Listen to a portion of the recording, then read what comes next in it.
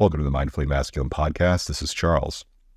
Okay, in this episode, Dan and I will continue discussing the book Unfck Your Boundaries by Faith Harper, and we will introduce and discuss some more of the terms and concepts of boundaries, types of boundaries, flexible versus rigid boundaries, the challenges of maintaining boundaries, boundaries in relationships, and the importance of giving and receiving consent.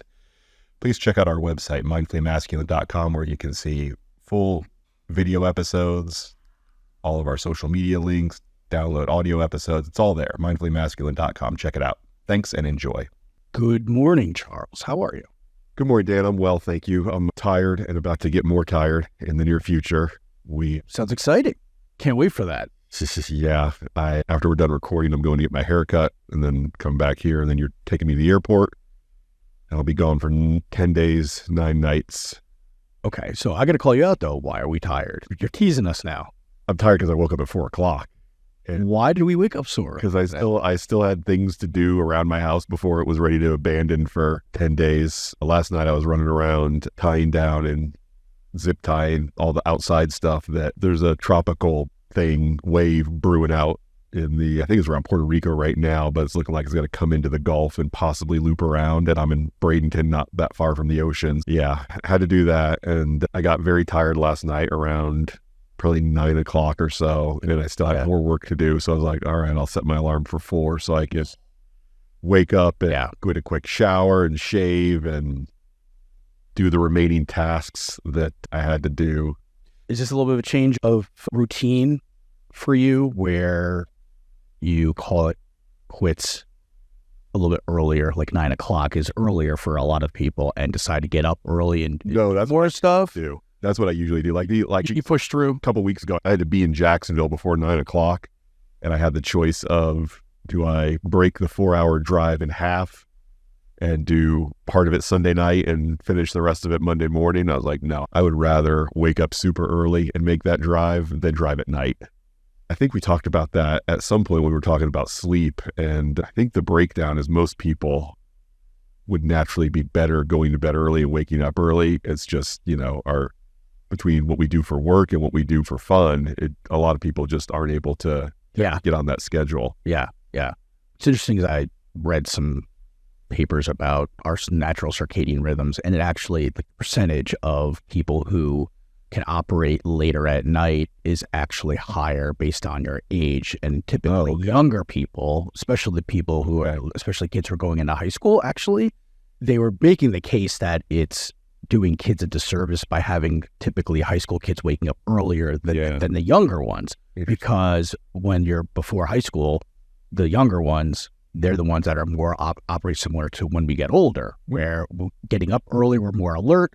Our natural circadian rhythms, the percentage of the population higher is higher in the younger kids. And when you get to high school, that shifts, high school and college, and that's why a lot of college kids and high school kids can work those late night shifts and stuff like that and still operate. Right. But that means they also need to sleep later as well. So when you force them to get up early, that's got to be hormones. I was always right. All the hormones that are dumping post-pubescent. That would totally line up for me in my mind. Yeah, as well. I'm falling asleep in high school all the time. Those early classes and stuff. I was never been a great sleeper, but I could be part of it. I'm gonna blame my hormones on that.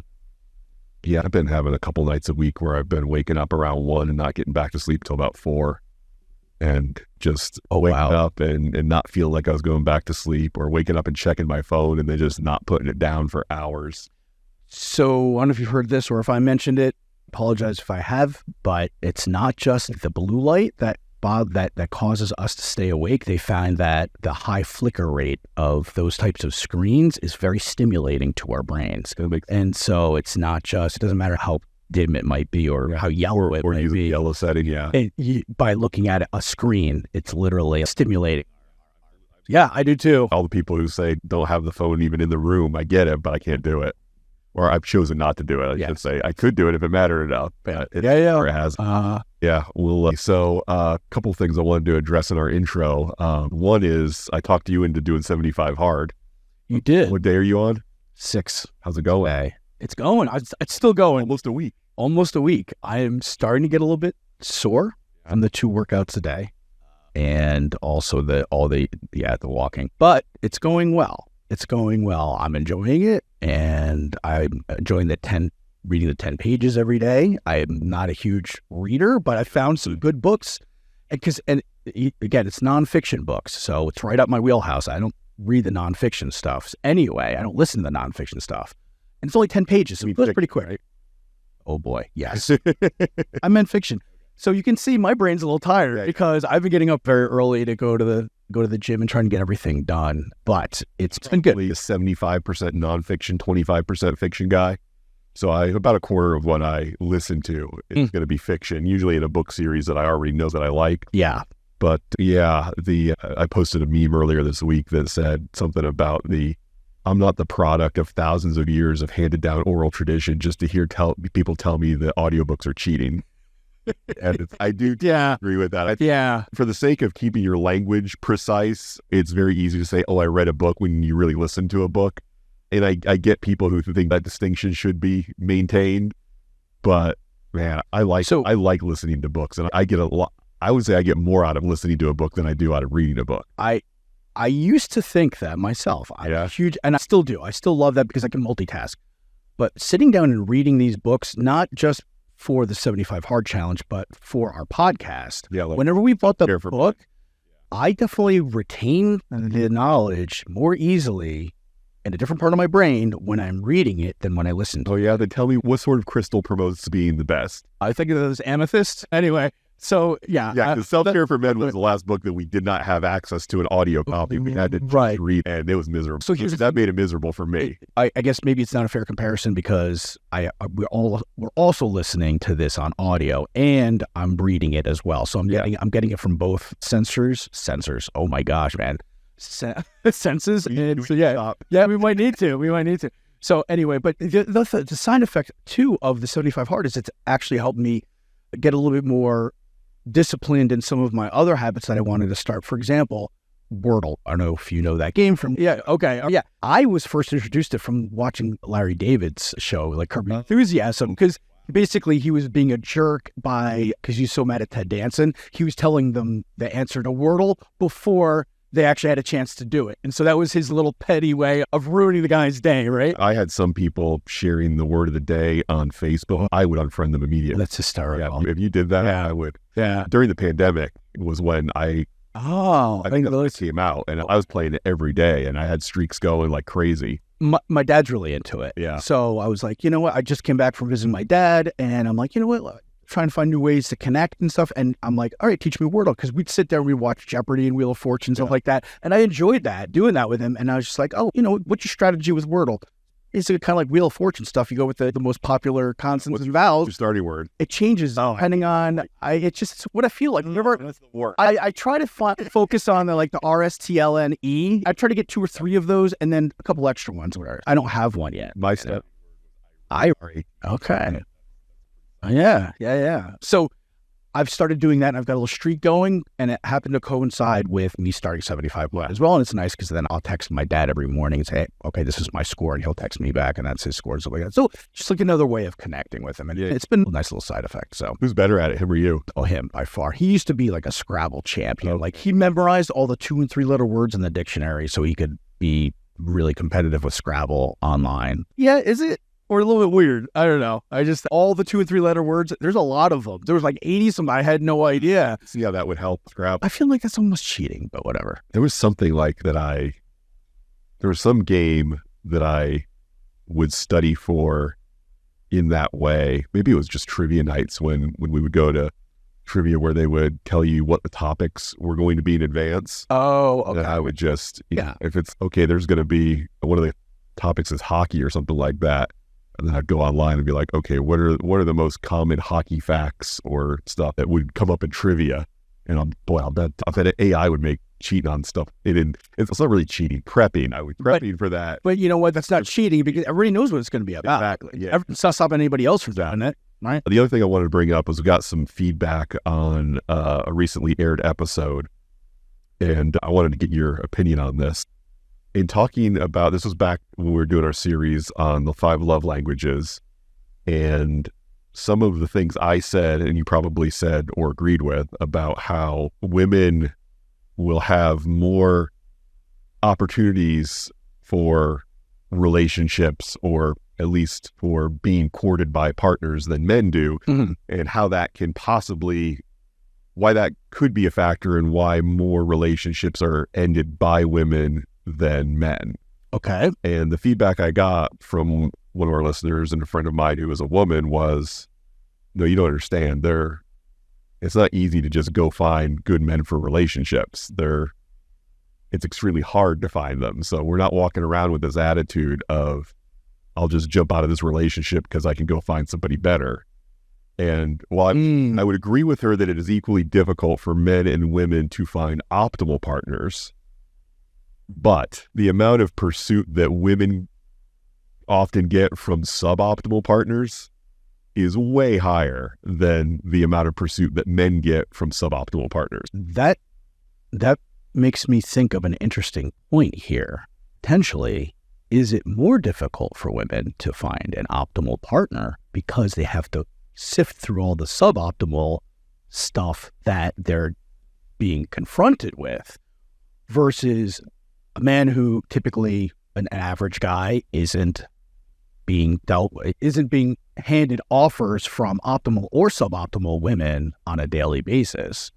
It's once in a while. And so is it more, I guess that's the question, is a woman also could be not realize it's suboptimal initially and then end up wasting time with a guy who is suboptimal. What I was going to say. I think, and right? Yeah, I think that's definitely a pattern that happens where a woman's in a relationship with a guy and the relationship's not going as good as it was at the beginning. The guy is not seeing and hearing her, not courting her, not speaking her love language, not being romantic. And then she's getting attention from some other guy at work or in their friend group or whatever. And because things aren't going well at home and she's getting attention from this guy, and this guy is new and novel and unique because that's not who she sees and deals with every day. Yeah. I think sometimes that attention can feel like, oh, maybe the grass is greener. And then turns out if she does leave the one relationship for the other one, that grass wasn't as green as it looked like when she was in the middle of her own not really watered that well lawn. You know what I mean? Yeah. I think women, and we've also talked about women are more selective because the cost of getting it wrong for them is usually higher.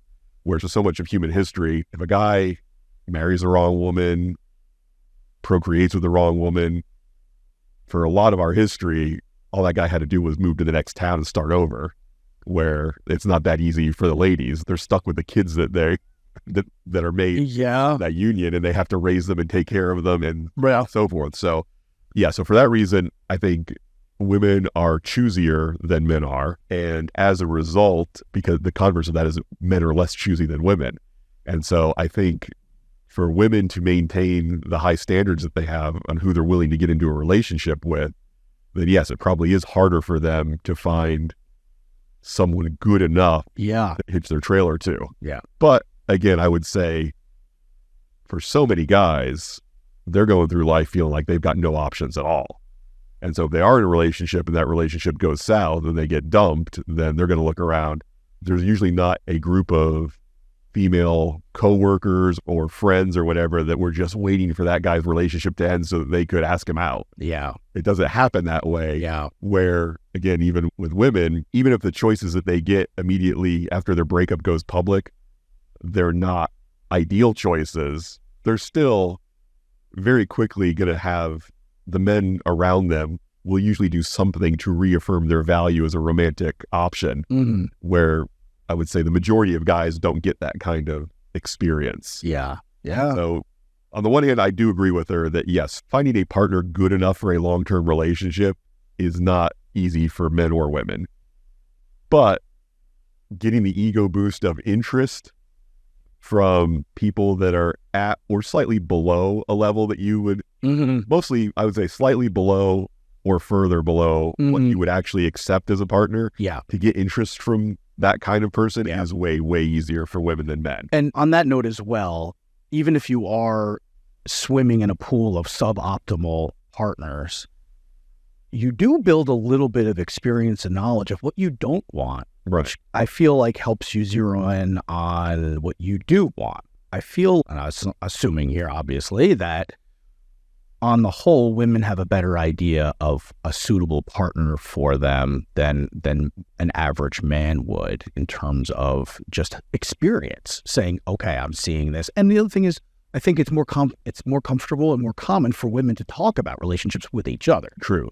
They're building knowledge just from their basic day-to-day conversations. And guys, we don't typically talk about that stuff with other guys. And if we do, it's rare, and sometimes maybe with women. So I feel like women are better at figuring out, and they need to be, because they have definitely like some consequences, more serious consequences if they make wrong choices. Right.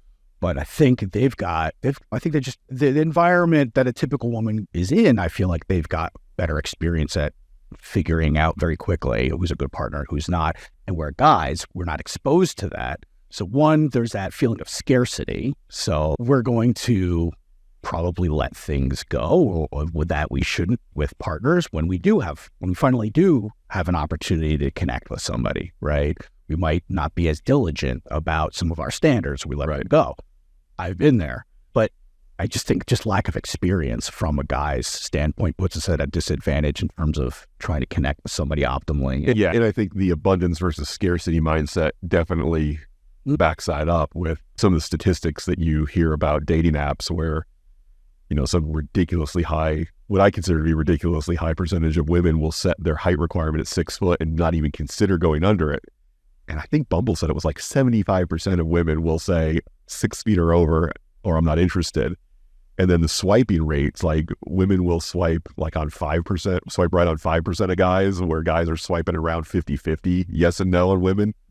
And so, yeah, the choosiness is definitely a factor. And then out there in the world, that's going to be, you're going to see that too with the way that men will talk to or approach or flirt with women versus women talking to, approaching, or flirting with men. Yeah. While I do agree, it's hard to find a good partner that's a good match for you, for everybody. Sure. Everybody struggles with that. Yeah.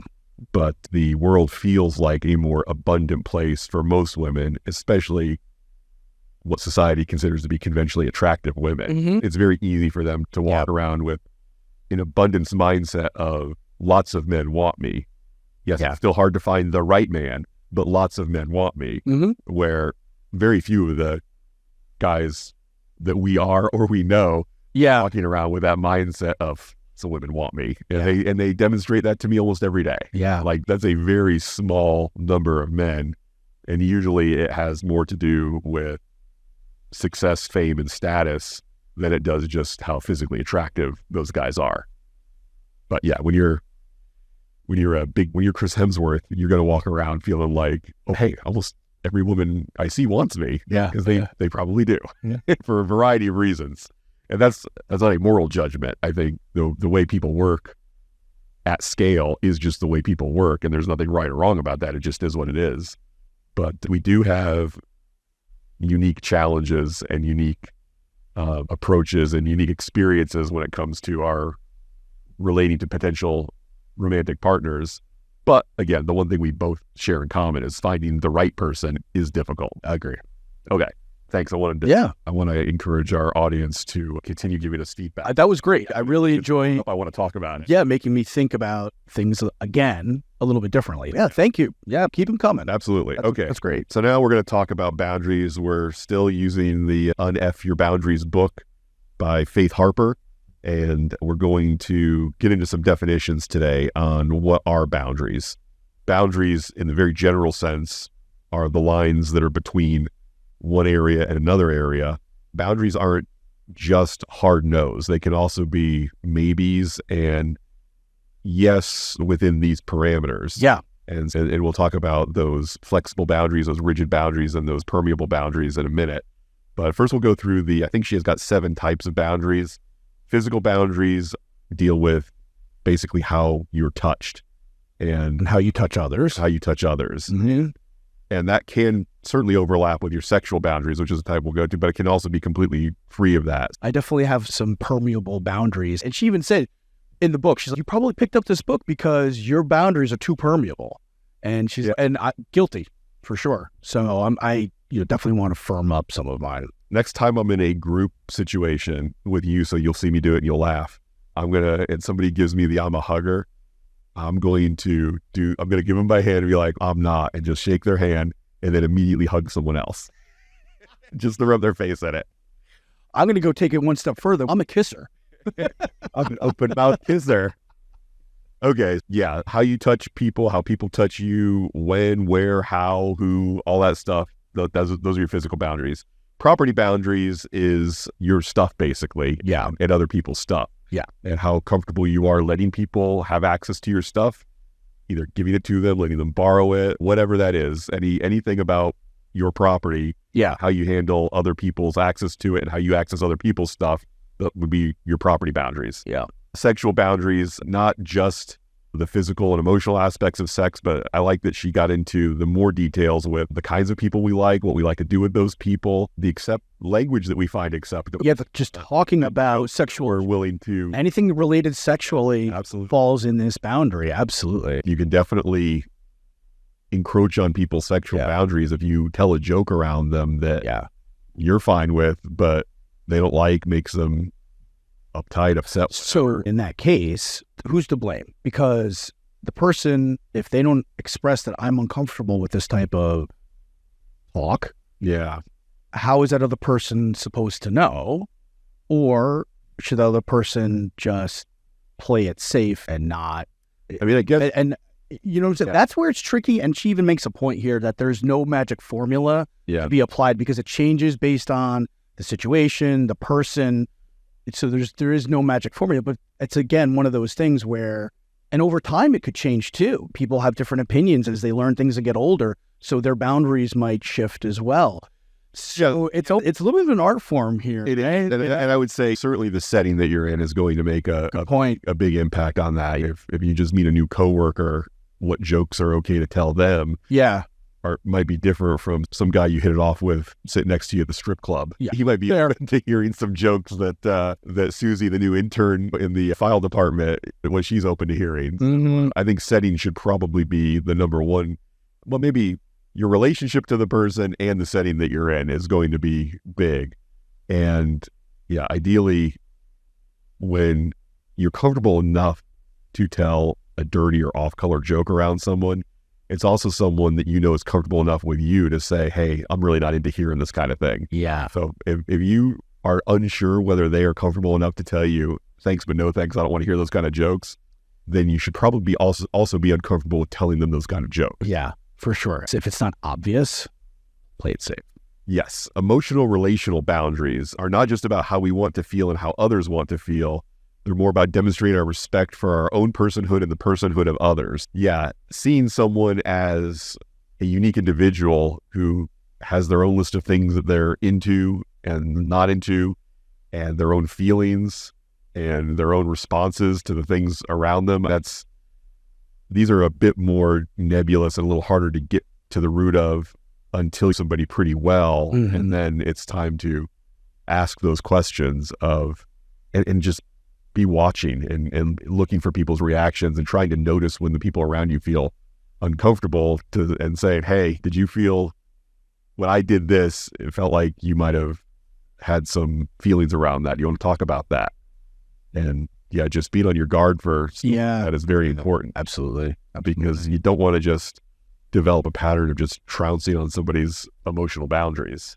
Yeah, I usually try to take the approach of, when I can remember, listening and trying to hear what things they talk about and try to get a sense of whenever I'm trying to express to them or want to express to them, listening for related type of things coming from them to just figure out where they lie on that spectrum of my compared to what I'm saying.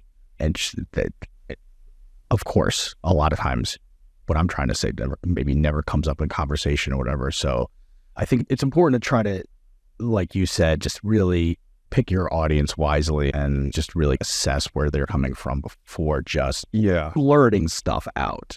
Yeah, and especially blurting stuff out that does anything to minimize their experience or their feelings, such as when we got an upset kid and the parents, you're okay, it's all right, you're fine.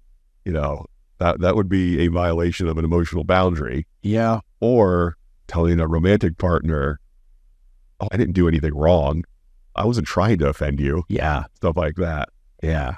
I'm sorry that it bothers you when I do this. A lot of stuff from the last book about the bad apologies. Right. Those bad apologies are encroaching on people's emotional, relational boundaries. And keep that in mind. I was a little less clear on the intellectual boundaries about thoughts, beliefs, and ideas and how they are respected.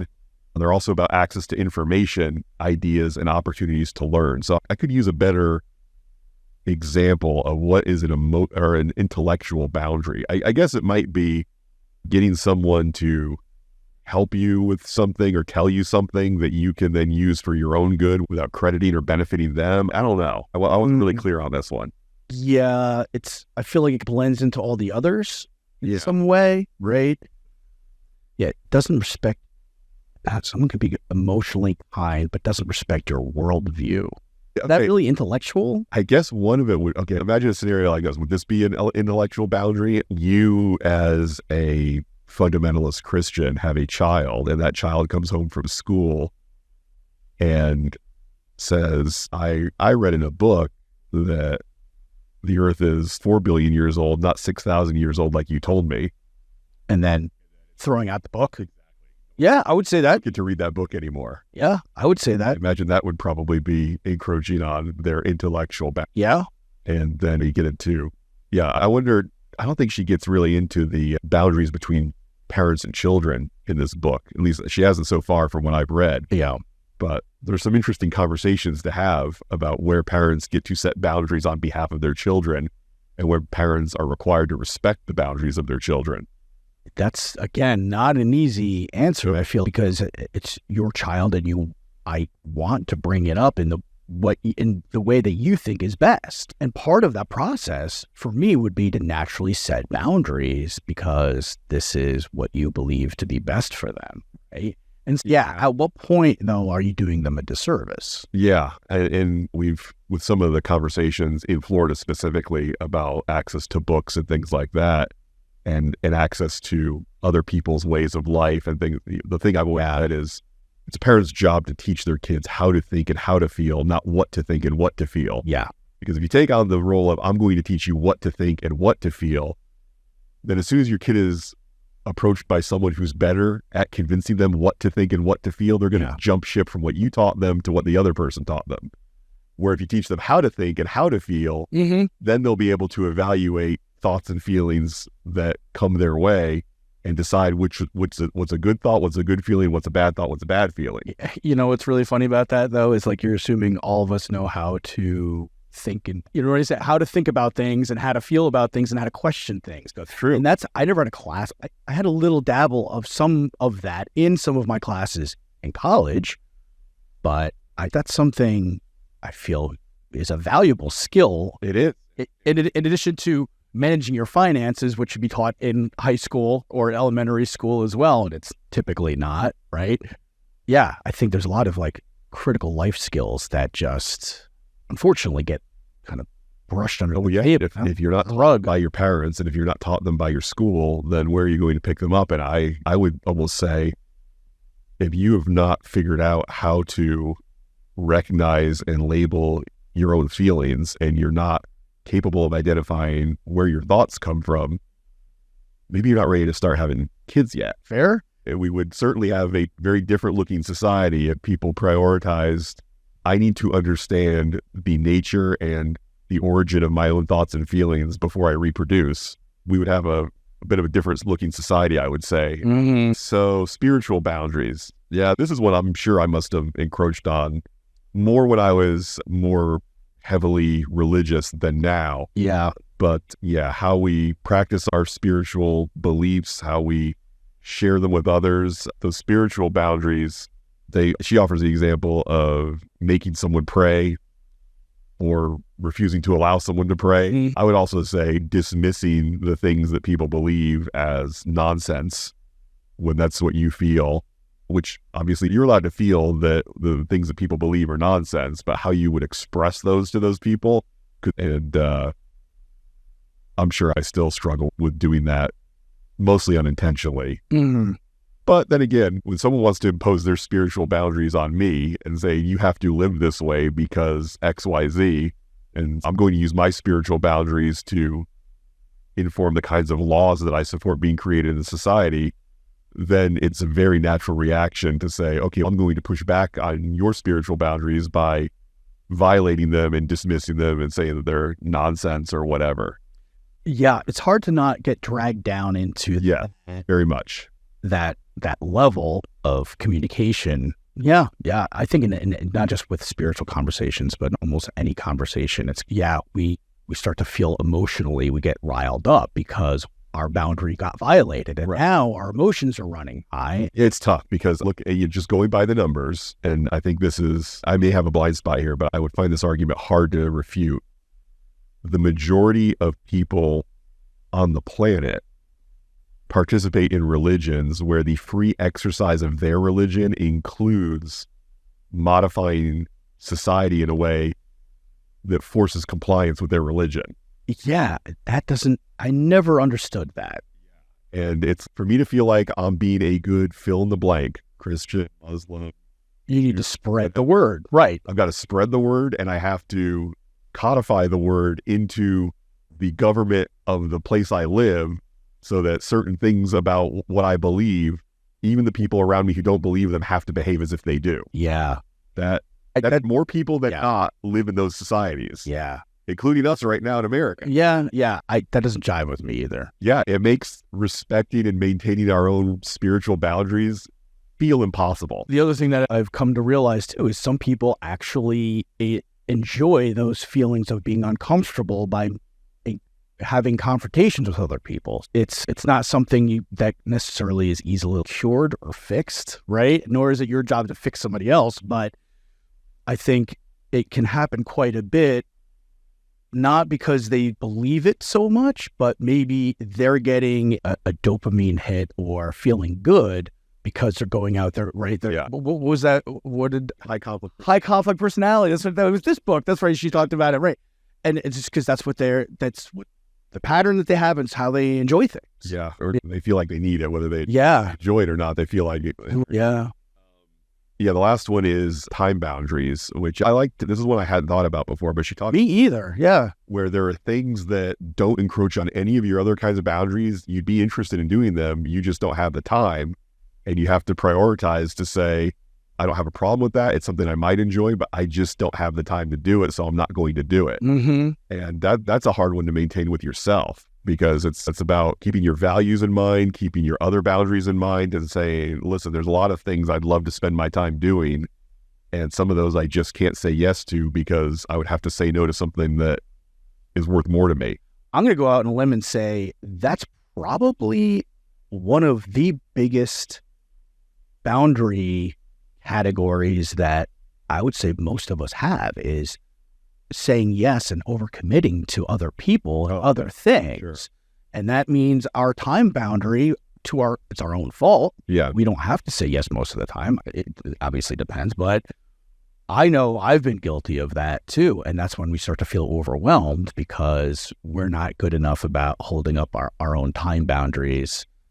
Yeah, which will often lead to the other kinds of boundaries getting trampled on too. And here's something I think about too, is another reason why I found value in Strategic Coach and other people who say schedule your free time first, is because if you have nothing scheduled in terms of in a block of time, and somebody asks you to do something, that's going to fill up. It's a lot easier to say yes to that thing when nothing is there. But if you have carefully curated and planned out free time, rest time activities, self-care activities, and you book that into a calendar and you see those as actual appointments, it's a lot easier, not totally easy, but it's a lot easier to say, at least there's something there to hold back from saying yes to that other commitment. Yeah, right? That was one of the great things in Slow Productivity by Cal Newport, where he said, every time you agree to an hour-long meeting and you put it on your calendar, also put in an hour of, if not free time, certainly an hour of self-work time where you're able to just work alone by yourself. That was brilliant. So let's real quick go through the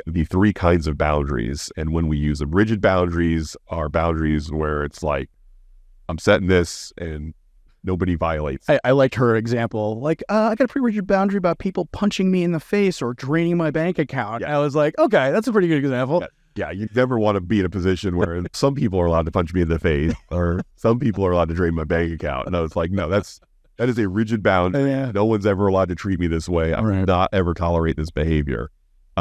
Permeable ones, basically that's anybody who wants to get their way through that boundary are going to be able to get their way through that boundary. Other people define those boundaries for you, and they basically treat you the way they want to treat you when they want to treat you that way. And permeable boundaries really aren't boundaries. There's your unspoken, boy, I wish life was this way instead. These are covert contracts. Yes. Yeah, where you wish things were a certain way, but you're not willing to, or you expect things to be a certain way, but you're not willing to verbalize it to other people. And what's interesting is she said about this was a lot of us, we picked up that book because we have permeable boundaries. And I think it's because we're used to making covert contracts and we're not that comfortable having those conversations with people about our boundaries. And I like the way she phrased it when she said, I would rather have an uncomfortable conversation about my boundary than go through my life having other people dictate exactly what I do and when I do it. Yeah, and we said that in the last episode, or maybe when we were at the end of 5 Love Languages, uncomfortable conversations lead to comfortable lives. We need to say that more often. I forgot that. I need to be reminded of that for sure. Yeah, it's tough. The example she offered, which I thought was great, was she has a permeable boundary when clients come to her office for therapy sessions. I think she says she has a sofa and she has a comfy saucer chair, which I guess is where she likes to sit. But basically, when you come into her office for therapy, you can sit wherever you want to. You can sit on the floor, you can sit in her chair, you can sit on the sofa. She doesn't care. She has a preference, but she does not have a boundary. And permeable boundaries can be the same as I've got a preference. Mm-hmm. And it's a light preference to the point where I'm not even telling people that I have it. Yeah. I guess the negative side of that would be covert contract. The other side could be, there are some things where I just don't care. I have a very light preference for when I go to a restaurant to have my back to the wall facing the door. But if I hold the door open for my girlfriend and she walks in before me and she takes that seat, I'm not going to be like, hey, can I have that seat instead? Yeah. It's a mild preference. Yeah. Where if I was the first one in, I might grab that chair. But if I was the second one in and I didn't get that chair, I don't care. Another example that I liked she used with herself actually was she doesn't take calls after 9 p.m. And she's got a son, West Coast or a different time zone, who literally can't call her before 9 p.m. and sometimes calls her after that. She doesn't take calls from anybody else, but if he calls, she will take that. And even when he does call, she's not staying on the phone with him all night.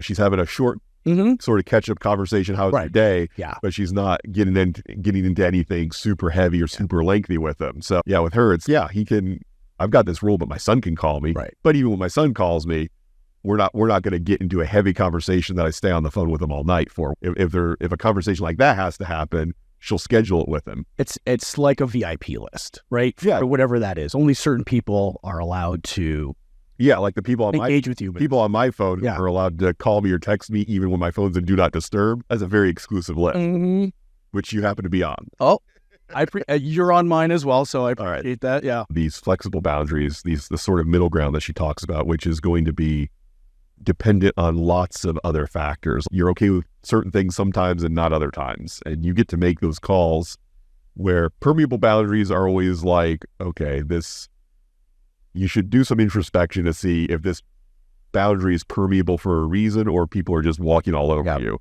Where flexible, it's a little harder to verbalize why some things feel okay with some situations and the same thing could not feel okay in other situations. But you're entitled to that. That's okay. Yeah. And that's the whole purpose of this book and what we're doing with this podcast is getting to a place where you feel okay making those calls.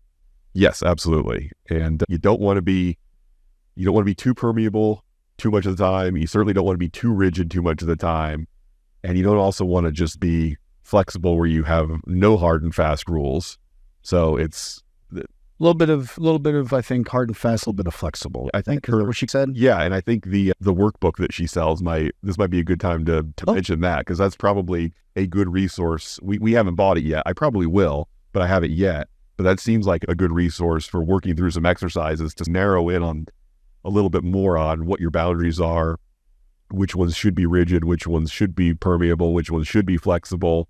and how you feel about certain things, and identifying, here's some times when I had a boundary and it was encroached upon, or when I should have had a boundary that I never actually expressed, but would have probably been a good idea. Doing some of that work probably is good for you and the people that you surround yourself with. Absolutely, because that gives you clarity. There's going to be things that you might have some feelings about or might be a little bit blurry about, but you've never actually written them down and gotten clear on them, like a goal. And the same thing is, if you're not clear on that, you're never going to basically be able to get that because it's still blurry. And you're going to have a really difficult time communicating that to somebody else.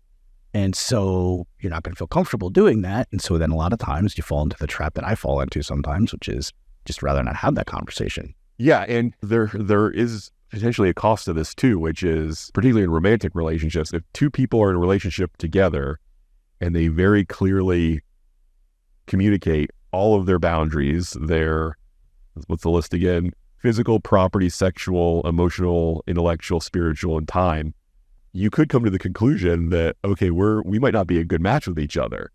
If somebody has a physical boundary, look, I don't like public displays of affection at all. I guess that could be a physical and a sexual.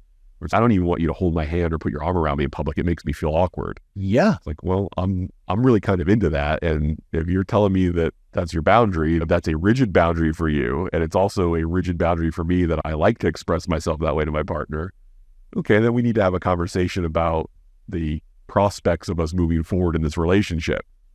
But boy, that's certainly better. The earlier you find something like that out, the better off you're going to be.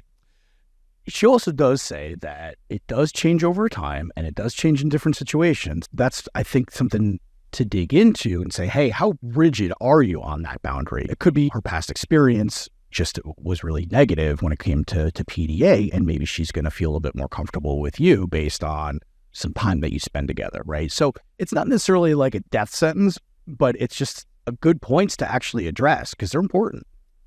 Yes, unless if someone tells you this is a problem for me and I'm never going to be okay with it, then you believe them. Okay. You said before that I'm never going to be okay with it. That's different. I totally agree with you. That's all.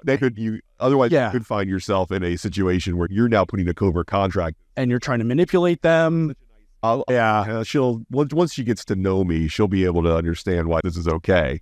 And you don't want to set yourself up for, if somebody says, whether it's other sexual thing or the way that her time is, where she needs alone time, she needs to decompress after work for an hour before she's willing to talk to you about your day.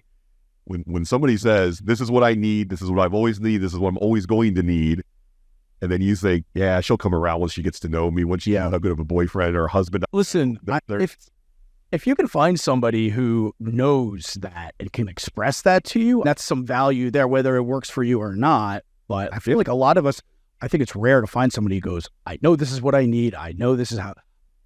I haven't done that. I haven't been that way. I haven't met anybody who's, I have to have this kind of, which I'm not saying it doesn't exist, but I'm saying I think that's valuable to be able to have that, at least get that information. Part of it comes from asking questions. Oh, I got to ask questions? Dude, so much work. Having conversation. Why do you always make me do more work? Yeah, it really, when somebody can say, when somebody's fair to have a conversation where they say, this is my boundary, this is probably always going to be my boundary, and this is how I arrived at this boundary. This is what happened before that makes me need this now. Yeah. You got to take them at their word and not think, but she'll change her mind. She'll come around. Me? Yeah. That's true.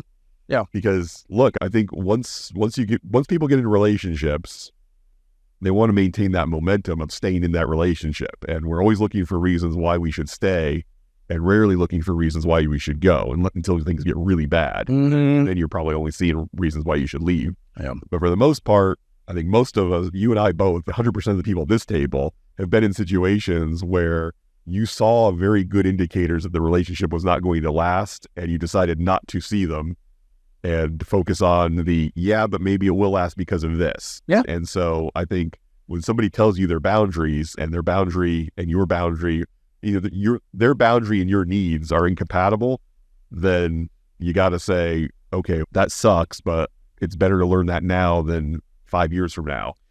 Yeah, I think going through the workbook and through this book as well will help you get a little bit more clear on what your needs are and what your boundaries are. And it will be a little bit more obvious, I think, moving forward than with relationships. When you run into that situation, you will actually know, Yes. hey, this really conflicts with my boundary. In the past, it might be a little bit blurry, a little bit permeable, but then after going through this and go, wait a minute, now this is pretty important to me, then yeah, you can save yourself some heartache and some time. And here's where the fun, almost magical aspect of this comes in, where when you become the kind of person that reads a book like this and goes through the workbook and you have that crystal clear vision of what your needs and boundaries are, the people that are around you are going to tend to be the same kind of people. It's amazing what you attract, right? It really is, yeah. And when you put in the work to be the kind of person that you want to be around, then yeah, without taking any extra steps, without changing hobbies, changing jobs, rewriting your dating profile, you don't have to do any of those things. And yet somehow the people in your life will be closer to what you're looking for, seemingly magically.